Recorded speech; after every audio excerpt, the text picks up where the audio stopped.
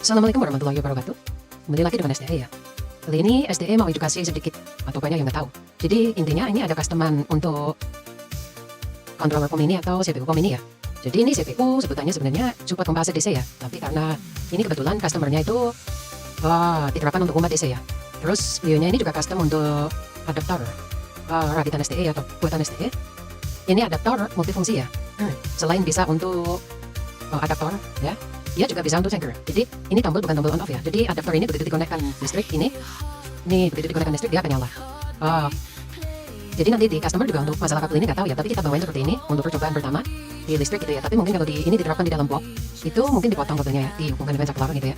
Tapi intinya kita kasihnya nanti begini.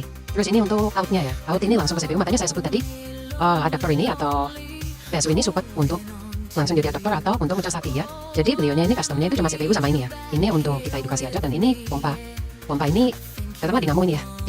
Dinamo ini kalau dengan beban ya itu bisa bekerja di sekitar 9-10 ampere ya. Tapi ini nanti untuk edukasi itu kan nyalanya tanpa beban. Dia hanya bekerja di sekitar 6 atau 7 ampere gitu ya.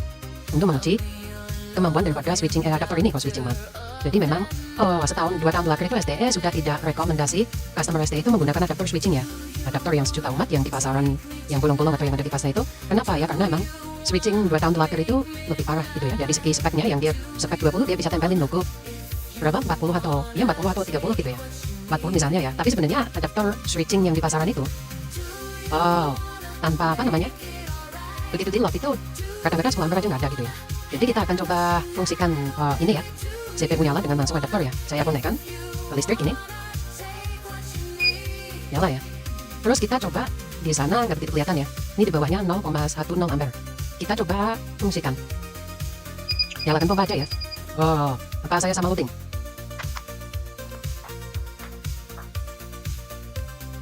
Saya perintah 5000. Hop, pompa itu nyala. Dan di bawah ini terdetek ampere ya. Terus kita coba loading. Nah, selesai 5000 dia mati ya. Jadi ini bisa langsung untuk adaptor ya. Ini kalau dia nyala, ampernya tuh di 7 ampere ya. Di 6-7 ampere ya, menyala. Terus kita matikan. Nah, saya bilang tadi ini support untuk ngecas aki ya. Kalau ngecas aki tuh ini makanya nggak begitu sinkron karena ini untuk di aki ya. Kita lepas. Kita cek akinya dulu, kita cabut ya. Berapa volt akinya nanti? Masih tersisa ini kayaknya penuh sih ya. Tapi aki ini udah buruk juga ya. Dia nggak dipakai aja turun voltasenya. Nah, itu contoh. Terdetek 13,3 ya. Ini voltase aki. Kalau saya nyalakan, ini seperti cas harus begini ya. Ini contoh. Ini untuk mengetahui akinya udah 13 ya. Saya lepas dulu ya supaya tahu. Jadi posisinya ini kan di adaptor sekarang ya.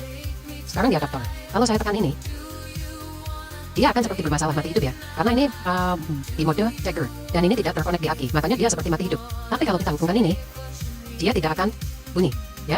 Di sana terdetek 13,3 ya. Sedangkan kita rekomendasi apa? Catnya itu atau pemutus checker ini di sekitar 13,7 atau 13,9 atau 14 volt kalau nggak salah. Jadi kalau ini voltasenya udah 13,9, dia akan otomatis mematikan trafo ya. Jadi ini otomatis checker, berfungsi sebagai otomatis checker. Cirinya itu modenya harus ditekan ke bawah ya. Kalau ke atas itu adaptor, kalau ke bawah itu checker ya. Itu ya. Terus untuk menyalakan CPU, urutannya berarti begini ya. Durasi videonya nyampe nggak nih? Karena cuma 10 menit ya. Oke, nyambung ya. Oke, nyambung apa adanya. Nah, ini kita langsung hubungkan ke sini, ke CPU. Urutannya begini ya. Ini kita matikan dulu. Ini posisi on masalahnya. Jadi kalau di sistem aki, saklarnya itu seharusnya sebelum ke CPU ya. Seperti ini kan sebelum ke CPU, sebelum ke CPU ada saklar. Kenapa harus begitu? Kalau tidak ada saklarnya nyala terus, dia nggak bisa dimatiin, biarpun adaptor mati ya. Jadi kita coba nyalakan. CPU nyala ya. Ini kalau mode checker ya. Jadi mode checker ini ya, ini baterai dari aki dihalang oleh saklar langsung ke aki ya. Kabel aki langsung ke checker, ke adaptor ya. Kabel yang ini kabel power ya. Ini kabel power, ini kabel ke CPU di saklar, dan ini kabel dari adaptor ke aki untuk ngecas ya. Jadi ini kalau dia tidak pernah, misalkan dia tidak pernah di 14 volt atau 13,7, dia nggak akan mematikan trafo ya. Kita coba nyalakan. Kita perintah pompa nyala ya. Nyala ya pompanya ya. Kalau di model begini dia tidak akan terdetek ampere ya. Hanya voltasenya aja yang terdetek ya. Jadi begini ya, sedikit edukasi dari SDE. Saya rasa paham. Ini paketan hanya CPU dan checker ya. Tidak termasuk display, tidak termasuk aki ya. Oke, saya rasa cukup itu aja ya. Edukasi dari SDE. Terima kasih. Assalamualaikum warahmatullahi wabarakatuh.